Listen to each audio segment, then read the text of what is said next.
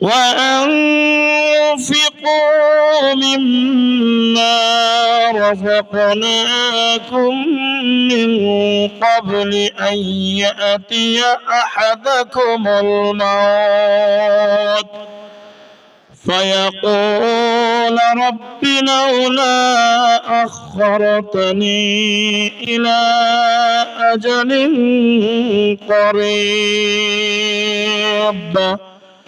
فأصدق وأكن من الصالحين ولن يؤخر الله نفسا إذا جاء أجلها والله خبير بما تعملون. الآية.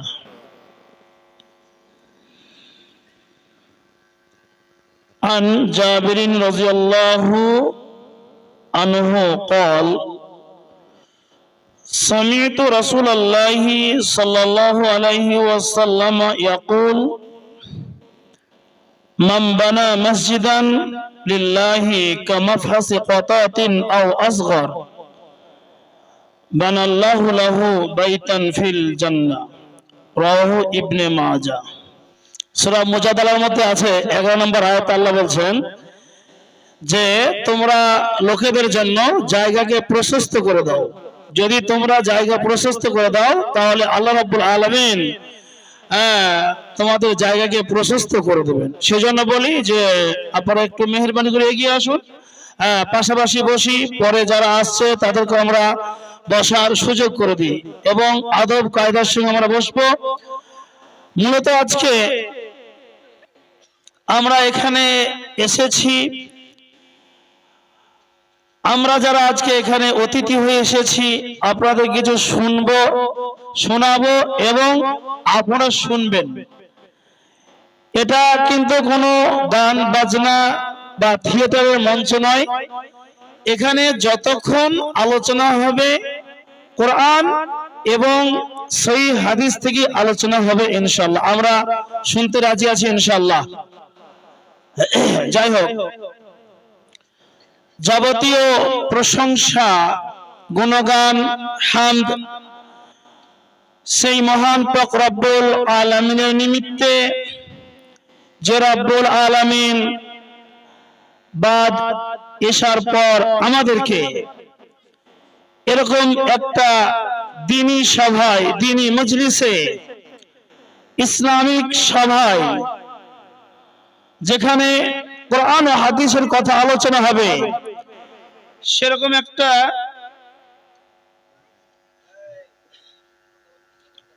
দ্বীনি সভাতে আসার তৌফিক ইনায়েত করেছেন। তিনি ইচ্ছা করলে আমাদেরকে এখানে আসার তৌফিক নাও দিতে পারতেন। তিনি আমাদেরকে ভালোবাসেন বিধায় আমরা এখানে আসতে পেরেছি, তিনি আমাদেরকে আসার ক্ষমতা দিয়েছেন। এজন্য আমরা সকলেই, আমার বাপজিরা, ভাইয়েরা, উচ্চ স্বরে এবং পর্দার অন্তরালে মা ও বোনেরা আস্তে করে প্রশংসা আদায় করি, বলি আলহামদুলিল্লাহ। আল্লাহ সুবহানাহু ওয়া তাআলার সংক্ষিপ্ত প্রশংসার পর দরুদ ও সালাম বর্ষিত হোক আমিনার লাল, মরুর দুলাল,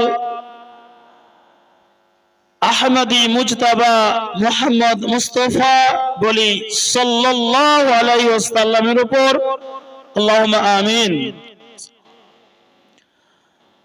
সম্মানিত উপস্থিতি, আমি আপনাদের সম্মুখে পবিত্র গ্রন্থ কুরআনুল কারীম, এই কুরআনুল কারীমের একটি সূরার নাম হচ্ছে সূরাতুল মুনাফিকুন। এই সূরা থেকে আমি একেবারে শেষের দুটি আয়াত পাঠ করেছি। আয়াত নম্বর হচ্ছে 10 এবং 11। তারপরে পরেই ইবনে মাজাহ থেকে একটি হাদিস পাঠ করেছি। এই আয়াত এবং এই হাদিসকে বিষয়বস্তুর কেন্দ্রবিন্দুর মধ্যে রেখে আজকে মূলত যে জলসা আপনারা সকলেই জানেন মসজিদের উন্নতি কল্পে, তো সেই মসজিদই হচ্ছে আমার আজকে বিষয়বস্তু। যে মসজিদ কি জন্য, কেন, এর প্রয়োজনীয়তা কি, ক্ষুদ্র জ্ঞানে যতটুকু পারবো আপনাদের সামনে আলোচনা করার চেষ্টা করব। পাশাপাশি এটা মাথায় রাখবেন যে উন্নতি কল্পে এরপরে আমার একটা দায়িত্ব আছে যে কিছু মসজিদের জন্য কালেকশন করা, এটা মাথায় রাখবেন। তবে কেউ উঠে যাবেন ইনশাআল্লাহ। আপনার কাছে পয়সা থাকলে দেবেন, না থাকলে উঠে যাবেন না, অন্ততপক্ষে কথাগুলো শুনে যাবেন।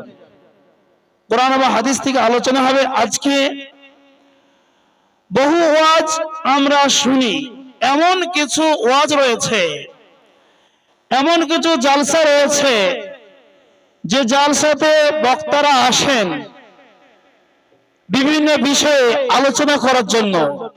দেখবেন অনেক বক্তা শুরুতে যখন শুরু করে বিদআত দিয়ে শুরু করে, আবার যখন শেষ করে তখন বিদআত দিয়ে শেষ করে।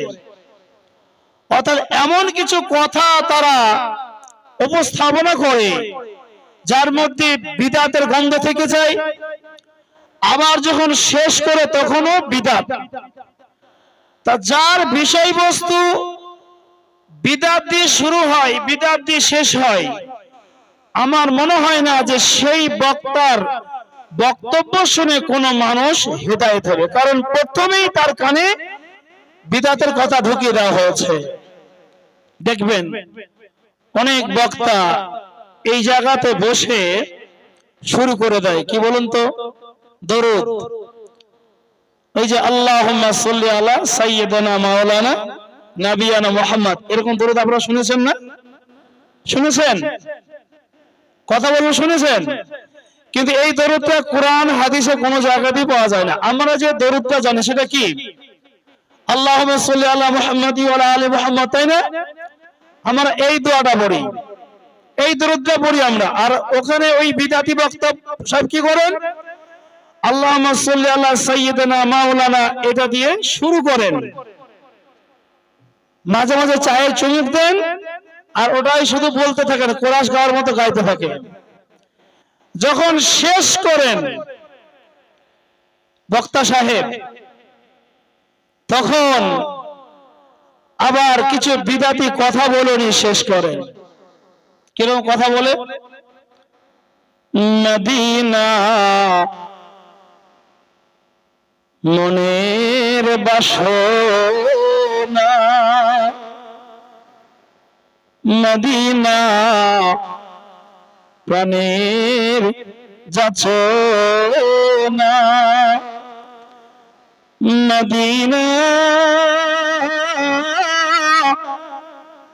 দুঃখে সান্ত্বনা, আশিকদের ঠিকানা, ইয়া নবী। হয় না এরকম? হয় না? দেখবেন এইগুলো বলার পর কি করে ওরা প্রোগ্রামটাকে শেষ করে। তা এই যে এগুলো কি বিদআত হলো না? এগুলো কিন্তু কোরআন হাদিসে আপনি পাবেন না। পাশে হয়তো মাদানী সাহেব আছেন, আমার শ্রদ্ধা উস্তাদ তুল্য মানুষ, ওনাকে জিজ্ঞেস করে নিতে পারেন যে এই শব্দগুলো কোরআন হাদিসের মধ্যে আছে কিনা, উনি ডিটেলস বর্ণনা করে দেবেন। তো যে বক্তা সাহেব শুরুতে বিদআত দিয়ে শুরু করলেন এবং বিদআত দিয়ে শেষ করলেন, মাঝখানে কিছু কোন সাপ কোন পীরের মুরিদ হয়েছে, কোন হরিণ কোন পীরের মুরিদ হয়েছে, ইউসুফ জুলেখার সঙ্গে জীবনে বিয়ে হয়নি, তাদের বিয়ে শুধু লাগিয়ে দিল, কোন বাঘ কোন পীরের মুরিদ হয়েছে, এইসব কিছু বানোয়াটি কেসা কাহিনী বলে 2 ঘন্টা 2.5 ঘন্টা শেষ করে দিয়ে 20-30 হাজার টাকা নিয়ে চলে গেল। আর আপনারা সত্যি পরে আলোচনা করেছেন যে বললো না, আপনার ঈমানটাকে শেষ করে দিল। যতটুকু ঈমান আপনার মধ্যে ছিল সেটা শেষ করে দিয়েছে। কিছু বানোয়াটি কথা বলে, কিছু আজগুবি কথা বলে, সুর সার দিয়ে একবারে চোখের পানি ফেলে আপনাদের কাঁদিয়ে দিয়ে চলে গেল, ভাবছেন বিশাল কিছু বলল। আল্লাহু আকবার। ওর মুক্ত বক্তা আর হয় না, আপনাদের শেষ করে দেবে। এজন্য আমাদেরকে সদা সর্বদা সতর্ক থাকতে হবে যে ওই কথাগুলো গ্রহণযোগ্য কিনা, যে কাহিনীগুলো বললো, যে কিস্সাগুলো বললো, আদৌ সেই কাহিনীগুলো কোরআন এবং হাদিসে আছে কিনা, কোন সহিহ সূত্রে বর্ণিত হয়েছে কিনা, এটা আমাদেরকে যাচাই বাছাই করতে হবে। আল্লাহ রাসূল সাল্লাল্লাহু আলাইহি ওয়াসাল্লাম বলেন, বাল্লিগু আন্নী ওয়ালাউ আয়া, ও আমার উম্মতগণ, তোমরা আমার বাণীকে অপরের কাছে পৌঁছে দাও, যদিও সেটা একটা ক্ষুদ্র আয়াত হয়, একটা বাণী হয়, একটা ছোট্ট কথাও যদি হয়, সেটা আমার তরফ থেকে কি করে অপরের কাছে পৌঁছে দাও। বাল্লিগু আন্নী ওয়ালাউ আয়া, যে কথাটা তুমি বলবে সেটা কিন্তু আমার হতে হবে, তোমার কথা হলে হবে না। ওয়াহাদিসু আন বানি ইসরাঈল ওয়ালা হারাজ।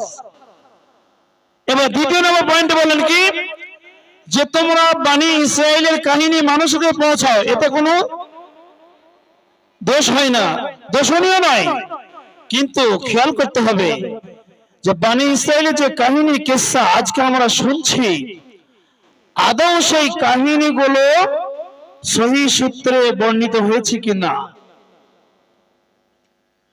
এটা আমাদের জানতে হবে। অনেক কিস্সা কাহিনী আছে কোরআন এবং সহিহ হাদিসে, তো কিস্সা কাহিনী শেষ নেই। তাহলে বাঘের কথা কেন বলতে হবে, কোন সাপ কোন পীরের মুরিদ হয়েছে এগুলো কেন বলতে হবে? এইভাবে করে করে আজকে আমাদের ঈমানটাকে শেষ করে দিয়েছে। এগুলো থেকে আমাদেরকে সতর্ক থাকতে হবে। সম্মানিত উপস্থিতি, আসলে আমাদের সেই ঈমান আজকে মজবুত হয়নি। ঈমানি যে একটা স্পিড, একটা জজবা থাকা দরকার, প্রয়োজন, সেই ঈমান আজকে আমাদের নেই। যদি সেরকম ঈমানি জজবা, ঈমানি স্পিড যদি আমাদের মধ্যে থাকতো, তাহলে আজকে আমরা পথভ্রষ্ট গুমরাহী হতাম না। আজকে আমরা ওই সমস্ত বিদাতীদের আলোচনাগুলো শুনে শুনে নিজে শুনছি, পরিবারে যতজন সদস্য আছে তাদেরকে শোনাচ্ছি, নিজে পথভ্রষ্ট হলাম, গুমরাহী হয়ে গেলাম, আবার বাড়ির সকলকে গুমরাহ করে দিলাম, পথভ্রষ্ট করে দিলাম। কখন সচেতন হবেন? ইসলামকে বোঝার চেষ্টা করুন, সঠিক দিনকে জানার চেষ্টা করুন, নচেত পরকাল আমাদের নষ্ট হয়ে যাবে যদি আমরা বিদাতি আমল করে মারা যাই। আমি প্রায় একটা কথা বলি যে আপনার আকীদা হবে শিরক মুক্ত এবং আমল হতে হবে বিদআত মুক্ত। আবার বলছি, আপনার আকীদা হবে শিরক মুক্ত এবং আপনার আমল হতে হবে বিদআত মুক্ত। আকীদার মধ্যে কোনো শিরক থাকলে হবে না এবং আমলের মধ্যে বিদআত থাকলে হবে না। এই দুটো থেকে আমাদেরকে সব সময় নিজেদেরকে হেফাজত করতে হবে, নচেত সব শেষ হয়ে যাবে। ওই বাঘ সিংহের কাহিনী শুনবেন, হাওয়া করে কাঁদবেন, পথভ্রষ্ট হয়ে যাবেন। সম্মানিত উপস্থিতি, কোরআন এবং সহিহ হাদিসের আলোচনা শুনবো এবং আমরা প্রত্যেকে আমল করবো ইনশাআল্লাহ। বলি ইনশাআল্লাহ। তো আজকে আমার যে বিষয়বস্তু রয়েছে মসজিদ, এই মসজিদ কেন, মসজিদ কখন, বিশ্বের সর্বপ্রথম মসজিদ কোনটা আমরা জানি? আমার সাথে একটু কথা বলবেন, বলুন তো, বিশ্বের সর্বপ্রথম মসজিদ কোনটা? কে বলতে পারবেন? মসজিদ আকসা বলছেন কে কে? হাত তুলুন তো। মসজিদুল আকসা দ্বিতীয় মসজিদ নয়, পৃথিবীর সর্বপ্রথম মসজিদ হচ্ছে মসজিদুল হারাম। আবু যর রাদিয়াল্লাহু তাআলা আনহু থেকে বর্ণিত হাদিস, নাসাইতে হাদিসটি বর্ণিত হয়েছে 690 নম্বর হাদিস। আবু যর রাদিয়াল্লাহু তাআলা আনহু বলছেন, সাআলতু রাসূলুল্লাহ সাল্লাল্লাহু আলাইহি ওয়াসাল্লাম, আমি আল্লাহ রাসূল সাল্লাল্লাহু আলাইহি ওয়াসাল্লামকে জিজ্ঞেস করলাম, আইয়ু মসজিদিন উযিয়া আওয়ালান, হে আল্লাহ রাসূল, সর্বপ্রথম কোন মসজিদটি তৈরি হয়েছে বিশ্বের বুকে?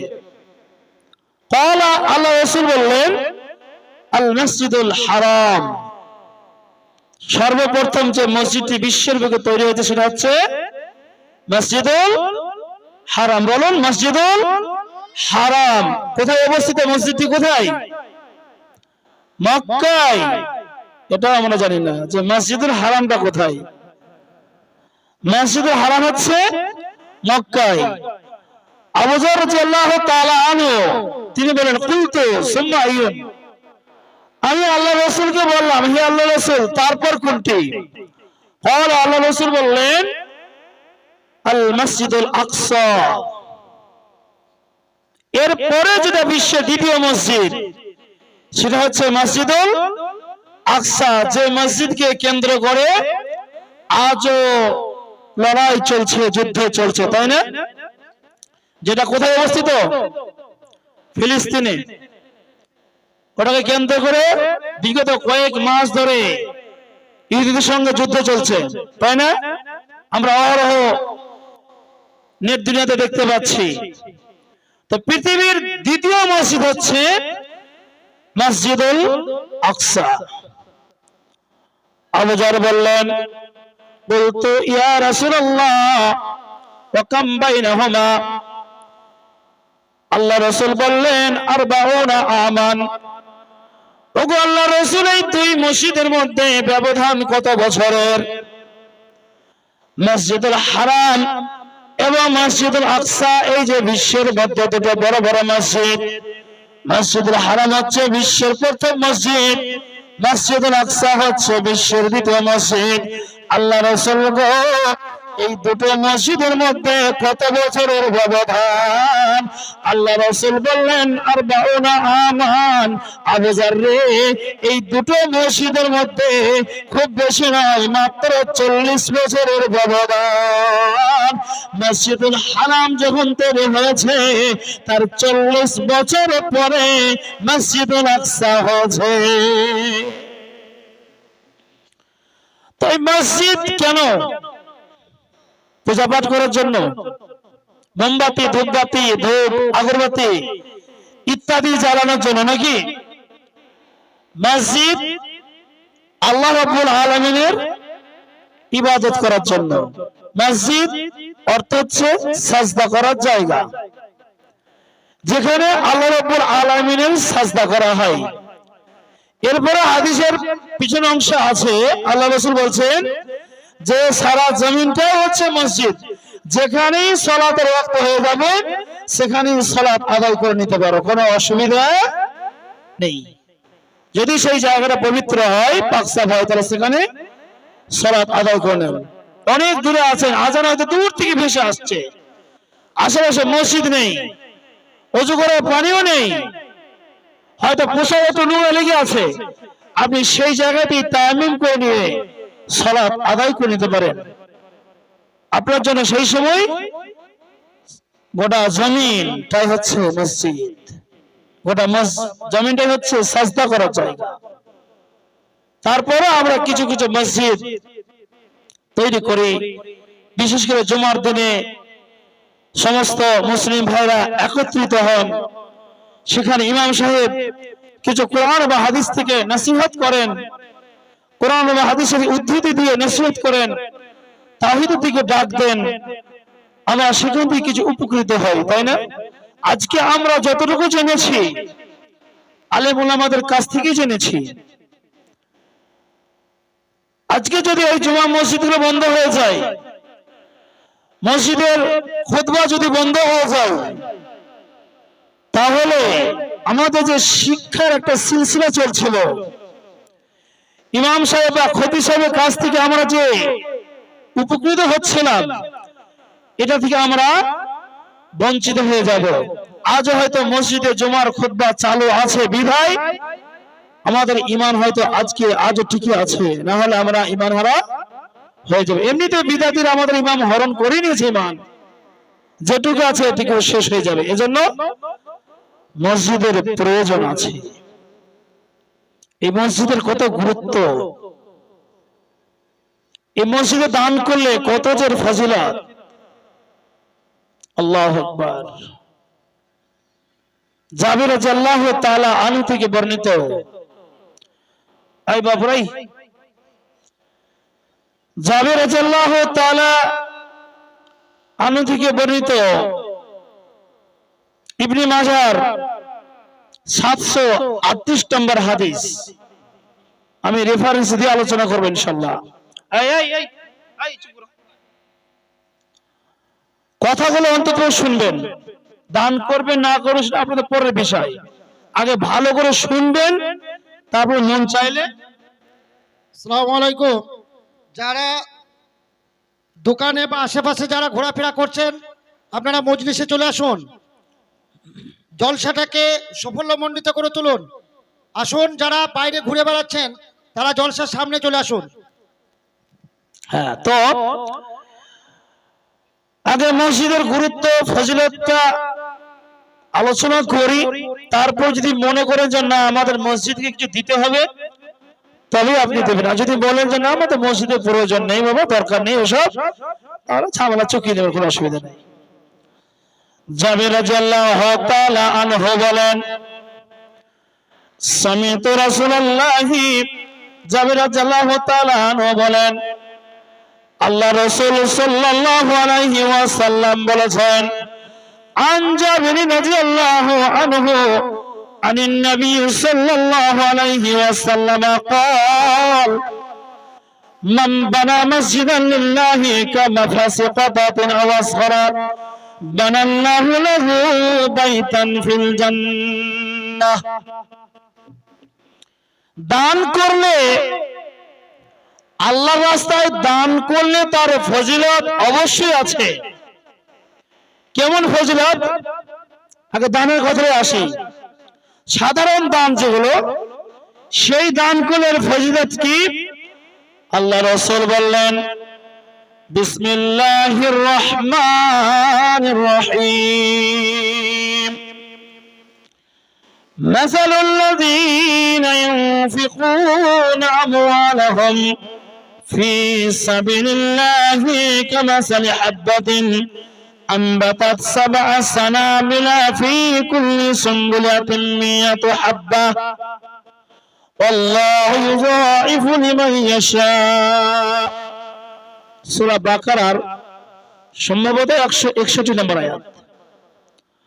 আল্লাহ রাব্বুল আলামিন বলেন, ও বিশ্বের মানব জাতি, মনুষ্য জাতি, তোমরা শুনে নাও, জেনে রেখে দাও। মাসালাল্লাযীনা ইউনফিকুনা আমওয়ালাহুম ফি সাবিলিল্লাহি, যে ব্যক্তি আল্লাহর রাস্তায় খরচ করবে, আল্লাহর রাস্তায় দান করবে, সেই খরচটা হোক মাদ্রাসাতে, সেই খরচটা হোক কোনো ইতিমের পিছনে, সেই খরচটা হোক কোনো গরিবের জন্য, সেই খরচটা হোক কোনো মিসকিনের জন্য, সেই খরচটা হোক কোনো ফকিরের জন্য, সেই খরচটা হোক কোনো অনাথের পিছনে, আল্লাহর রাস্তায় যে দান করবে। কিন্তু কেউ যদি দরগা তলায় দেয়, কেউ যদি মাজারে দেয়, তাহলে কি হবে? সারা জীবন আপনি আল্লাহর রাস্তায় খরচ করে গেলেন, আল্লাহর রাস্তায় দান করে গেলেন, অনেক নেকি আপনি উপার্জন করেছেন, কিন্তু একদিন আপনি করলেন কি, পাথর চাপিয়ে চলে গেলেন আর মাজারে আপনি 10 টাকা দান করে দিলেন। বন্ধুরে আমার, সারা জীবনে আপনি যত নেকি উপার্জন করেছেন নিমিষের মধ্যে সব আপনি শেষ করে দিলেন। মাজারে যখনই আপনি 10 টাকা দিলেন যে বাবা এই 10 টাকা তোমার মাজারে দিলাম, তুমি আমাকে সমস্ত বালা মুসিবত থেকে হেফাজত করবে, এরকম কথা যখনই আপনি বলেছেন আপনার ঈমান নষ্ট হয়ে গেছে। ভালো আমল যত যা কিছু করেছেন সব আপনি শেষ করে দিলেন। এজন্য আল্লাহ রাব্বুল আলামিন বলেন, মাসালুল লাযীনা ইউনফিকুনা আমওয়ালাহুম ফি সাবিলিল্লাহি, যে ব্যক্তি আল্লাহর রাস্তায় খরচ করে, আল্লাহর রাস্তায় দান করে, আল্লাহর রাস্তায় ব্যয় করে, তার উদাহরণটা হচ্ছে ওই বীজের মতো, কামাসালি হাব্বা, ওই বীজের মতো, ওই বীজের মতো। কিরকম বীজটা হবে? أنبتت 7 سنابل في كل سنبلة 100 حبة। আপনি একটা চারা রোপণ করেছেন, আপনি একটা বীজ রোপণ করেছেন, সেই বীজটা থেকে একটা দুটো নয় 7টা শীষ উৎপাদন হয়েছে, 7টা শীষ উৎপন্ন হয়েছে, প্রত্যেকটা শীষে 100টা করে দানা আছে। আপনি একটা বীজ রোপণ করলেন, একটা চারা রোপণ করলেন, সেই চারা থেকে 7টা শীষ হলো, প্রত্যেকটা শীষে যদি 100টা করে দানা থাকে তাহলে বলুন মোট কতগুলো দানা আপনি পেলেন? কতগুলো দানা পেলেন? আপনি তো একটা চারা রোপণ করেছেন, একটা বীজ, সেখান থেকে আল্লাহ 7টা বীজ উৎপাদন করলেন এবং 7টা শীষ উৎপাদন করলেন। প্রত্যেকটা শীষে যদি 100 করে দানা থাকে তাহলে আপনি কতগুলো দানা পেলেন? 700 দানা পেলেন। বীজ রোপণ করেছেন কয়টা? একটা। আল্লাহ রাব্বুল আলামিন বলছেন, আমার কোন বান্দা যদি আমার রাস্তায় 100 টাকা, 200 টাকা, 500 টাকা খরচ করে, তাহলে বান্দারে আমি রব্বুল আলামিন তোমাকে 100-200 নেকি দেব না, তার বদলে আমি 700 গুণ বাড়িয়ে দেব। যদি আপনি 5000 টাকা আল্লাহর রাস্তায় দান করেন, আল্লাহর রাস্তায় খরচ করেন, আল্লাহ রাব্বুল আলামিন আপনার আমলনামায় 1000, 2000, 5000 নয়, 5 সাথে 35 লক্ষ সব আপনার আমলনামায় তুলে দেওয়া হবে। 35 লক্ষ 700 গুণ বাড়িয়ে দেওয়া হবে। আল্লাহু আকবার। এরা কোন ক্ষেত্রে? যারা আল্লাহ রাস্তায় দান করে, মাদ্রাসা, ফকির, মিসকিন, ইতিম, এদের।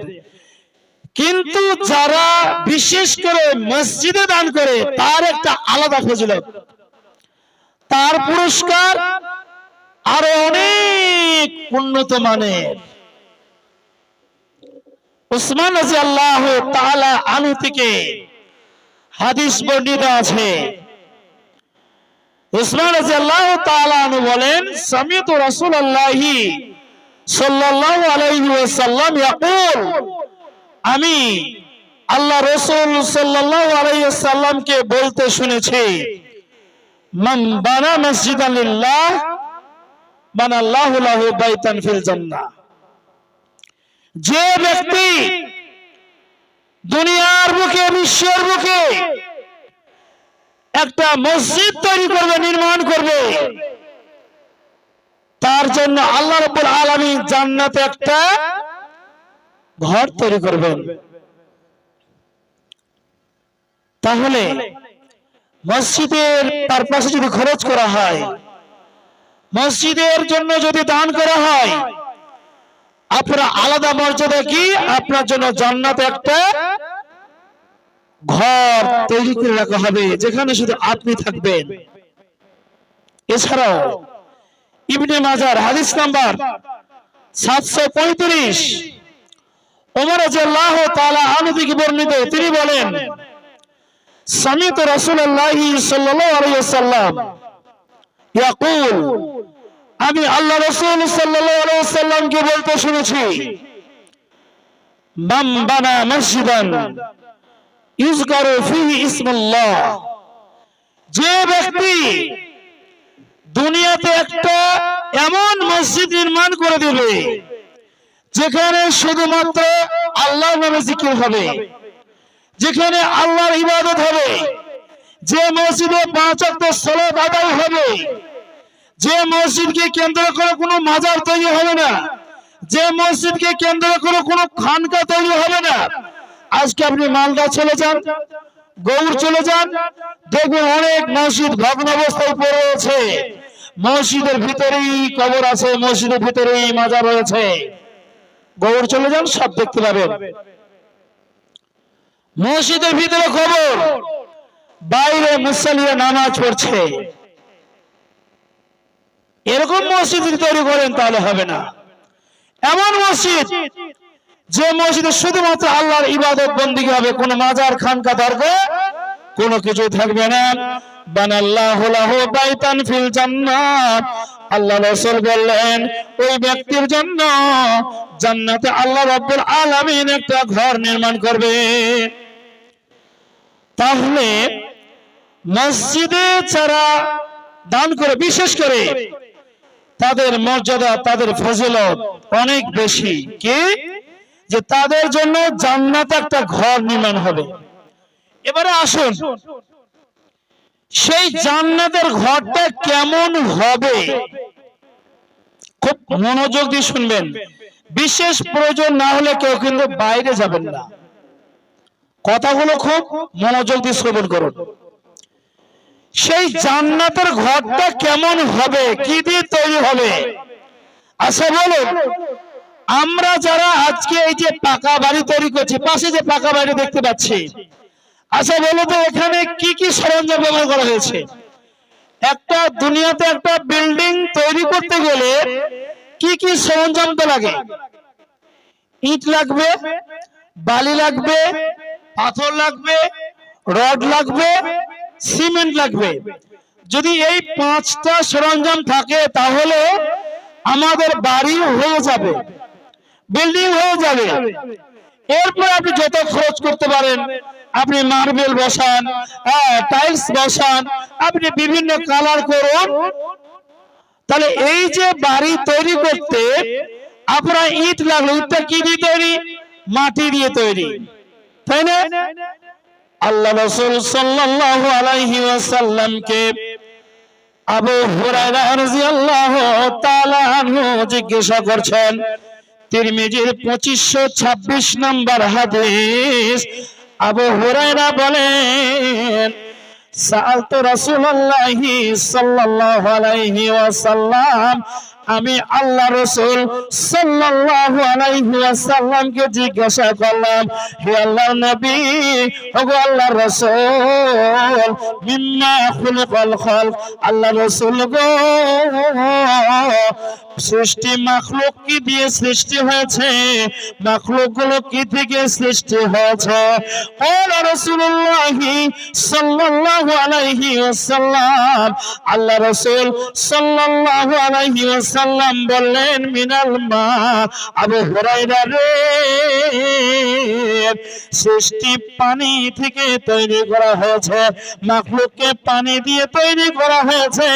কিন্তু আবু হুরায়রা বলছেন, আমি বললাম, আমার আল্লাহ রাসূলকে বললাম, আল জান্নাতু মা বিনাহা, আল্লাহ রাসূল গো, জান্নাত কি দিয়ে নির্মাণ করা হয়েছে?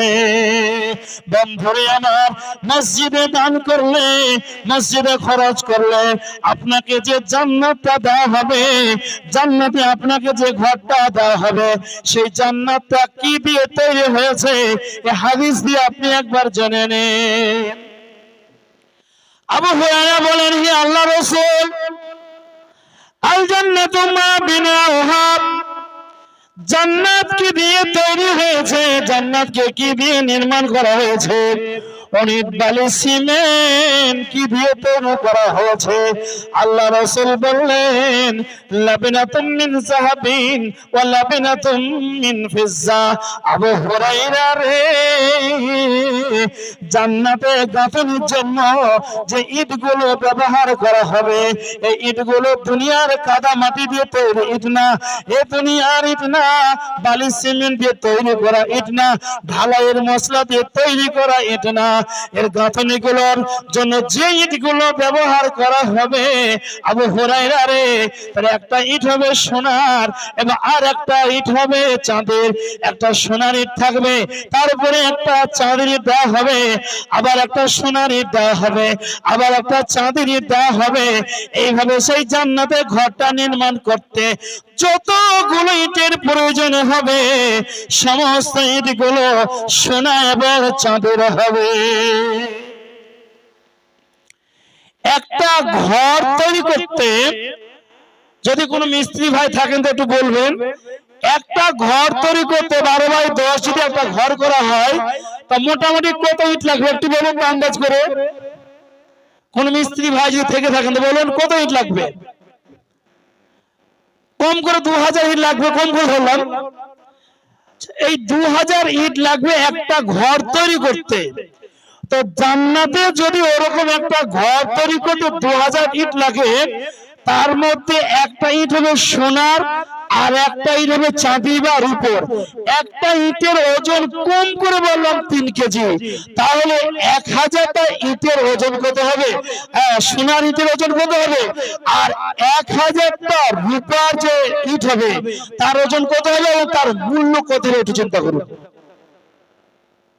আপনি এই বাইরেতে যত টাকা খরচ করছেন, জান্নাতের একটা ইটের দামের সমান হবে না। আল্লাহ রাসূল বললেন আবু হুরায়রা রে,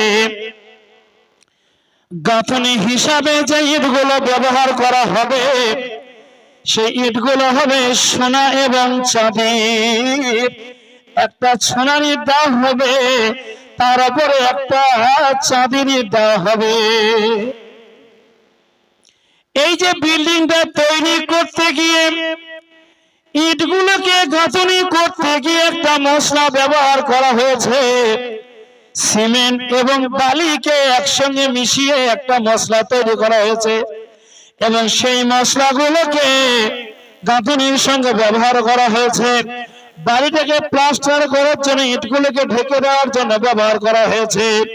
আল্লাহ রাসূল বললেন আবু হুরায়রা রে, ওই গাঁথিগুলো ব্যবহার করার জন্য যে চুনসুরকি বা সিমেন্ট বালি ব্যবহার করা হবে, সেগুলো দুনিয়ার সিমেন্ট হবে না, ওই দুবরাজপুরের সিমেন্ট নয়, আল্ট্রাটেক সিমেন্ট নয়, কংক্রিট সিমেন্ট নয়, অজয়ের বালি নয়, ময়ূরাক্ষীর বালি নয়। ওইগুলো, ওই সমস্ত সিমেন্ট বালিগুলো কি দিয়ে হবে জানেন? মাটি হবে জাফরানের তৈরি, মণিমুক্ত হবে পাথর কুচি। এই সমস্ত সরঞ্জাম দিয়ে জান্নাতের ঘরটা নির্মাণ করা হবে। যে মশলাটা ব্যবহার করা হবে সেগুলো কি? ইয়াকুত, মতি, জাফরান মাটি, এরকম মূল্যবান বস্তু দিয়ে জান্নাত থেকে তৈরি করা হবে। আল্লাহ রাসূল বললেন আবু হুরায়রা রে, মাইয়াদখুলুহা, যে ব্যক্তি ওই জান্নাতে প্রবেশ করবে, সে চিরস্থায়ী হবে, সে কোনোদিন দুঃখ পাবে না, আরামে থাকবে, কষ্ট পাবে না, সে অনন্তকাল সেখানে থাকবে।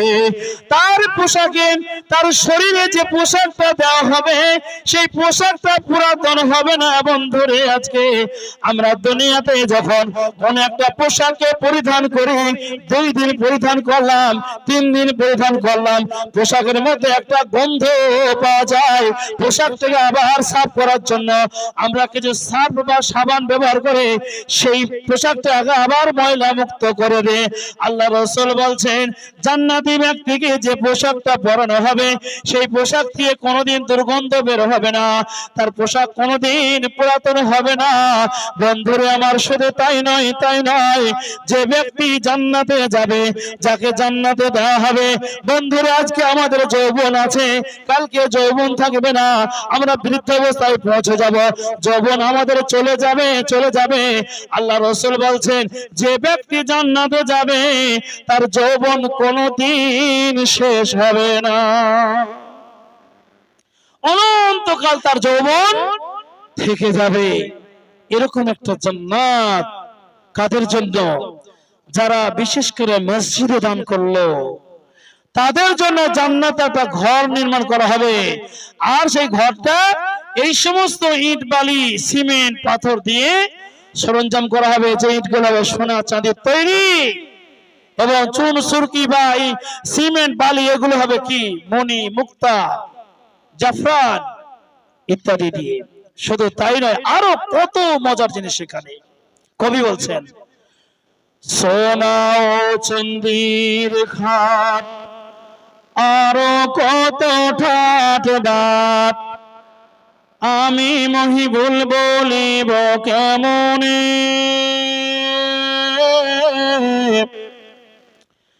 সোনা ও চাঁদির ঘাট, সোনা ও চাঁদির ঘাট, আরো কত ঠাট বাট, আমি মহিবুল বলিব কেমনে, যাহারা জান্নাতে যাবে কত মজা ওরাইবে, দেখে নেবে আপন নয়নে, নহরের ধারে কত বালাখানা শত শত, সুন্দর সুন্দর লাইট ফ্যান আছে, মখমলের গালিচা কত আছে সেটা শত শত, আল্লাহ পাক বিছায়া রেখেছে।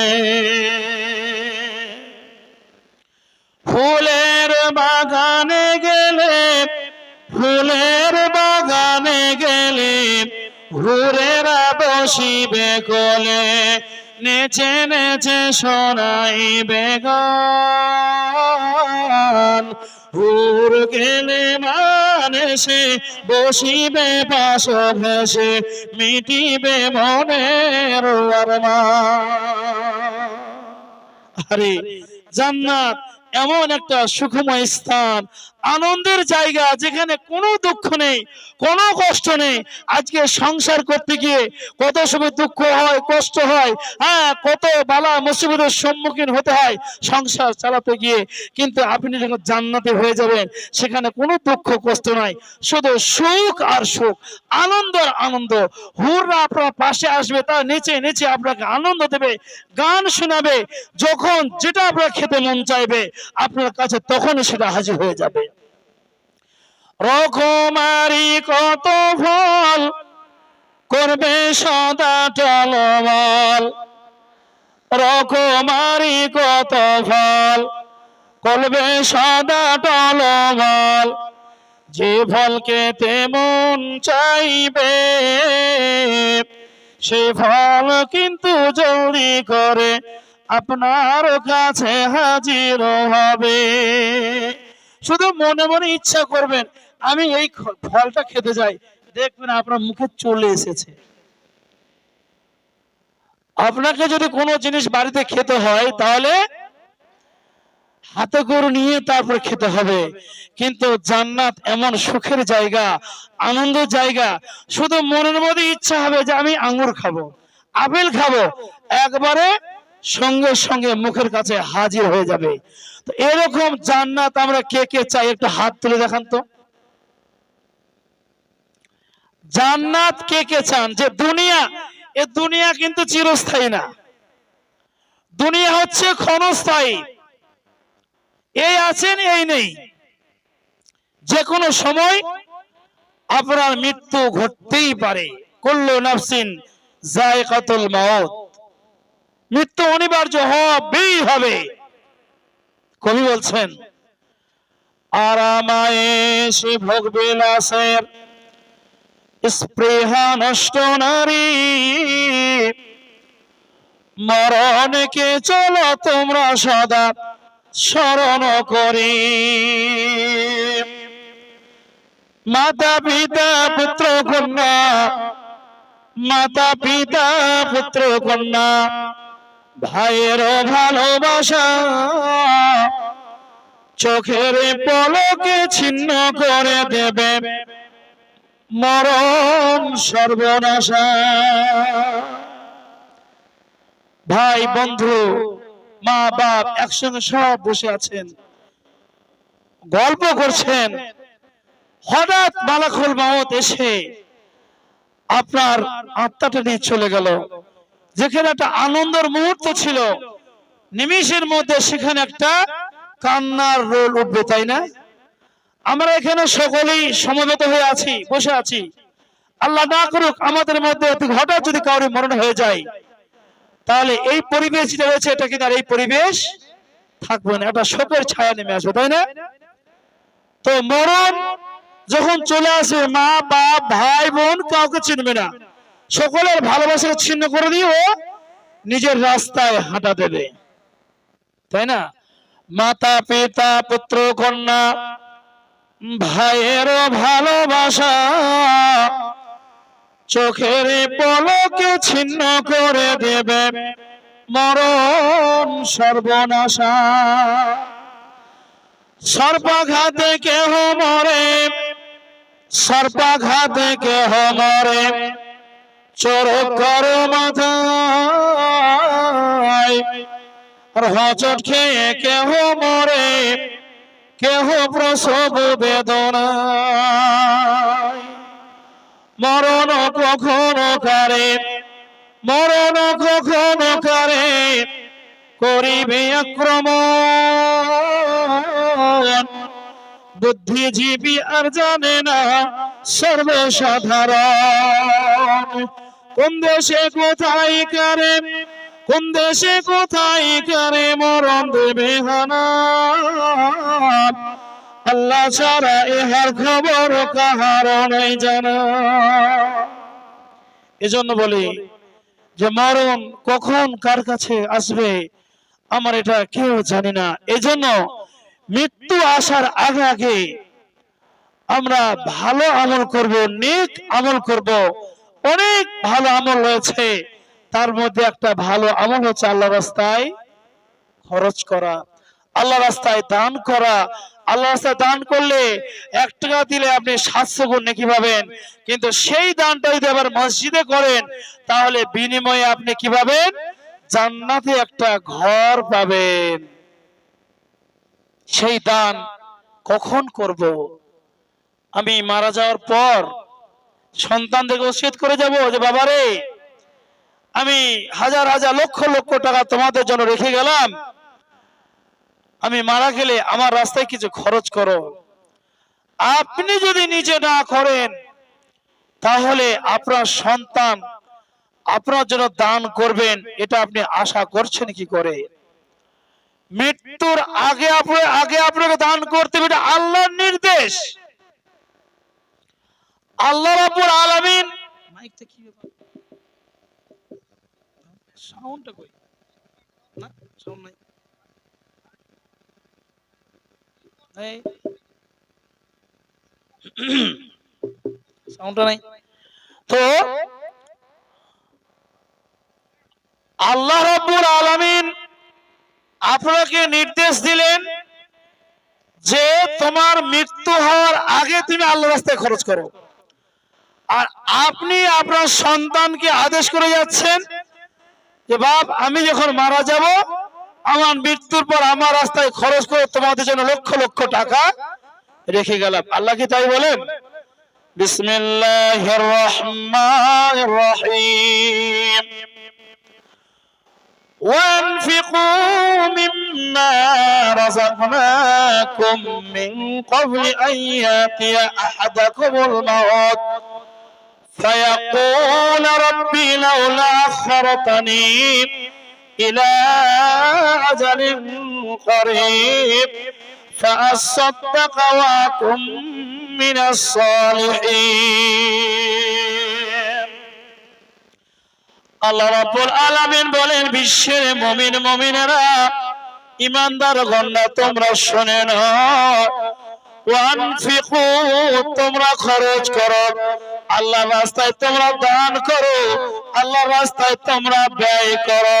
ওয়ানফিকু মিম্মা রাযাকনাকুম, আমি রব্বুল আলামিন তোমাদেরকে যে রুজি দিয়েছি, তোমাদেরকে যে রিজিক দিয়েছি, তোমাদেরকে যে ধন সম্পদ দিয়েছি, তোমরা আজকে লাখপতি হয়েছো, করোড়পতি হয়েছো, ব্যাংকে তোমাদের কোটি কোটি টাকা আছে, বিশাল বিশাল তোমরা বাড়ি করেছো, 4 চাকা 6 চাকা 10 চাকা 12 চাকা পর্যন্ত করেছো, বাড়ি থেকে 2 চাকা মোটর বাইক ছাড়া বাইরে যাও না। সবই কিন্তু আমি রব্বুল আলামিন তোমাকে দেওয়ার ক্ষমতা দিয়েছি, বিধায় তুমি উপার্জন করতে পেরেছো। সেই আমি রব্বুল আলামিন তোমাকে নির্দেশ দিলাম, ওয়ানফিকু, তুমি আল্লাহর রাস্তায় খরচ করো, মিম্মা রাযাকনাকুম, আমি রব্বুল আলামিন তোমাকে যে রুজি দিয়েছি, তোমাকে যে রিজিক দিয়েছি, সেই রিজিক থেকে তুমি আল্লাহর রাস্তায় খরচ করো। কখন খরচ করবে? কখন দানটা করবে? মসজিদে কখন ব্যয়টা করবে? কখন আল্লাহর রাস্তায় খরচ করবে? আল্লাহ রাব্বুল আলামিন বলেন, মিন ক্বাবলি আইয়াতিয়া আহাদাকুমুল মাউত, বান্দারে, তোমার মৃত্যু হওয়ার আগে আগে তুমি আমার রাস্তায় খরচ করো, আমার মসজিদে দান করো, আমার ঘরে তুমি ব্যয় করো। হ্যাঁ, তাহলে কখন দানটা আমরা কখন করব? মৃত্যু আসার আগে আগে দানটা করতে হবে, না হলে এমন একটা সময় চলে আসবে, এমন একটা মুহূর্ত চলে আসবে, যে মুহূর্তটার কোনো কাজে লাগবে না, কোনো কাজে আসবে না। সেই মুহূর্তে যখন আপনি বলবেন, ফায়াকুল রাব্বি লাউলা আখরতানি ইলা আজালিন করিব ফাআসাদদাকা ওয়া আকুম মিনাস সালিহিন, সেই মুহূর্ত এমন একটা মুহূর্ত, যে মুহূর্তটা কোনো কাজে আসবে না, কোনো কাজে লাগবে না। তখন আপনি রবকে স্মরণ করে ডেকে বলবেন, রব্বে, হে আমার পাক পরওয়ারদিগার আলম, হে আমার প্রতিপালক, আমাকে যদি আর একটু সময় দাও, আমার যত যা কিছু আছে সব কিছু আমি তোমার রাস্তায় সদকা করে দেব। 500 টাকা সব সদকা করে দেব, সব দান করে দেব, সব মসজিদে দিয়ে দেব, সব কিছু মাদ্রাসায় দিয়ে দেব। ওয়া আকুম মিনাস সালিহিন, এবং আমি নেককারদের দলে দলভুক্ত হয়ে যাব। সেই মুহূর্তে আর কোনো কাজে লাগবে না। এই জন্য আল্লাহ রাব্বুল আলামিন আপনাকে আগেই বলেছেন যে সচেতন আছো, জ্ঞান থাকা অবস্থায় সজ্ঞানে মৃত্যু আসার আগে আগে তুমি আমার রাস্তায় খরচ করো, আমি রব্বুল আলামিন তোমাকে যে রুজি বা রিজিক দিয়েছি। নচেত যে মুহূর্তে আপনি বলবেন, সেই মুহূর্তে কিন্তু আর কোনো কাজে লাগবে না। তারপরে তাহলে কি বলছেন? ওয়ালা ইউআখিরুল্লাহু নাফসান ইযা জাআ আজালুহা ওয়াল্লাহু খাবীরুম বিমা তা'মালুন। ওয়ালা ইউআখিরুল্লাহু নাফসান, আল্লাহ বলছেন আর কোন ব্যক্তিকে, কাউকে আর কোন সময়, কোন অবকাশ দেওয়া যাবে না। ইযা জাআ আজালুহা, যখন তার কাছে নির্দিষ্ট সময় এসে যাবে, তখন আর তাকে কোনো সময় দেওয়া হবে না, কোনো অবকাশ দেওয়া হবে না। আল্লাহু খাবীরুম বিমা তা'মালুন, অবশ্যই আল্লাহ রাব্বুল আলামিন সমস্ত কিছু জানেন, যা কিছু তুমি করছো সমস্ত ব্যাপারে তিনি জানছেন। অর্থাৎ আর আপনাকে অবকাশ দেওয়া হবে না, সময় দেওয়া হবে না। বন্ধুবর্গ আমার, এখনো সময় আছে, আপনার মধ্যে জ্ঞান আছে, চেতনা আছে, বিবেক আছে, এই বিবেককে আপনি কাজে লাগান। চেতনা থাকতে থাকতে নিজেকে শুধরে নেন, নিজের ঈমানকে মজবুত করুন। আজকে গ্রামের মসজিদ, এই মসজিদ দায়িত্ব কাদের? সরকার টাকা দেবে ভাবছেন? সরকার থেকে পয়সা পাওয়া যাচ্ছে না। আমাদের মসজিদ, এর ভালো মন্দ সবকিছু দেখার দায়িত্ব হচ্ছে আমাদের। অতএব মসজিদের উন্নতি করতে গেলে আমাদেরকে এগিয়ে আসতে হবে। আজ আপনাদের মসজিদে মাশাআল্লাহ আপনারা যোগ্যতম একটা ইমাম পেয়েছেন, যিনার আব্বা ছিলেন একজন বিখ্যাত আলেম। দীর্ঘদিন আমি দেখেছি আমার জ্ঞানার্থে যে আল হাদিস যে পত্রিকা, সেই পত্রিকায় উনি মিশকাতের বঙ্গানুবাদ করতেন। একটা বড় ভাবে পশ্চিমবঙ্গের কয়েকজন আলেমের মধ্যে ওনার আব্বা ছিলেন একজন মাওলানা আমির আলী সাহেব। তার যোগ্যতম পুত্রকে, সুযোগ্য সন্তান আজকে আপনাদের মসজিদে ইমামের পদে আছেন। একটা যোগ্য ইমাম পেয়েছেন, মাসলা মাসাইল, এবং উনি যথেষ্ট বাংলাদেশ থেকে কিরাত করে এসেছেন। আমার বন্ধু মানুষ, মাশাআল্লাহ, আপনারা সেই যোগ্য ইমাম পেয়েছেন, তাকে কাজে লাগান এবং মসজিদের কাজে আপনারা এগিয়ে আসুন। আসুন, আমি আপনাদের কাছে আমার ক্ষুদ্র জ্ঞান দ্বারা মসজিদে দান করলে এবং অন্যান্য জায়গায় দান করলে তার কি ফজিলত, তার কি গুরুত্ব রয়েছে, খুব সংক্ষেপে আলোচনা করলাম। আমার পরে প্রধান বক্তা আছেন, ওনারও আলোচনা শুনবেন। তবে মাথায় রাখতে হবে, আমাদের মসজিদ আমাদেরকে দান করতে হবে। মা বোনদেরকেও বলবো যে আপনারাও দানের কাজে সহযোগিতা করবেন। আজকে আমি আপনাদের এখানে এসেছি জানেন, আমি যেখানে আছি লালগোলাতে, আজকে আমার মসজিদের ছাদ ঢালাই। আজকে আমার মসজিদের 3 তলার ছাদ ঢালাই। ছাদটা প্রায় 5000 স্কয়ার ফিট, আজকে ঢালাই হলো প্রায় 2500 স্কয়ার ফিট। চিন্তা করুন কত খরচ, 1 পয়সা আমরা বাইরে যায়নি। 17-18 লাখ খরচ, 1 পয়সা আমরা বাইরে আদায় করতে যাইনি। 3 তলা মসজিদ, সম্পূর্ণ মসজিদটা গ্রাম থেকে হয়েছে। বাইরের কোন মানুষ বলতে পারবে না যে আমার কাছ থেকে 5 টাকা নিয়েছে মসজিদের জন্য। আমাদের যদি সেরকম মনোবল থাকে, সেরকম ইমানি মজবুত যদি থাকে, তাহলে এরকম মসজিদ টাইলস মার্বেল দিয়ে ঢেকে দেওয়া যাবে। আমার নিজেদের বাড়িকে কত মজবুত করছে, এমনকি যেখানে আমরা পায়খানা করি, বাথরুম বা টয়লেট, সেগুলোকে আজকে আমরা মজাক করে দিয়েছি। মার্বেল পাথর বসেছি, টাইলস বসেছি, তাই না? বাড়িতে কত সুন্দর সুন্দর ঝাড়বাতি লাগিয়েছি, কত সুন্দর পরিপাটি। বন্ধু আমার, আপনি যদি এই মসজিদে দান করেন, সেই দান যদি কবুল হয়, জান্নাতে আপনাকে যে ঘরটা দেওয়া হবে তার চাইতে, এর চাইতে অনেক অনেক সুন্দর হবে।